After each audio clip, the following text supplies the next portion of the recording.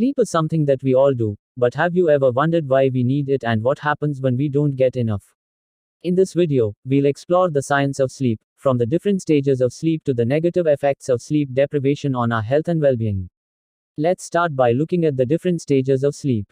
There are 4 stages of sleep, each with its own unique characteristics. The first stage is the lightest stage of sleep, where you may drift in and out of sleep and feel easily awakened.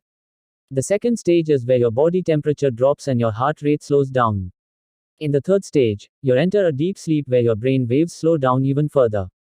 Finally, in the fourth stage, you reach the deepest level of sleep, where your brain waves are at their slowest and your body is fully relaxed. Now, let's talk about why we need sleep.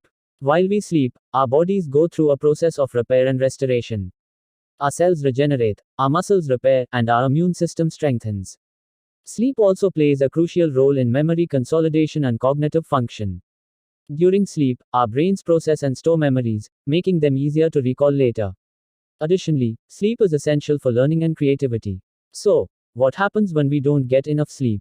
The negative effects of sleep deprivation can be far-reaching. In the short term, lack of sleep can impair our cognitive function, making it harder to concentrate, make decisions, and react quickly. It can also lead to mood swings, irritability, and increased stress levels. In the long term, chronic sleep deprivation has been linked to a range of health problems, including obesity, diabetes, heart disease, and depression. In conclusion, sleep is a vital aspect of our health and well-being.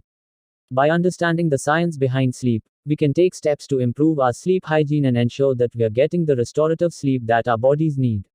So, if you're struggling to get enough sleep, try creating a sleep-friendly environment, sticking to a regular sleep schedule, and avoiding caffeine and electronic devices before bedtime. Sweet dreams.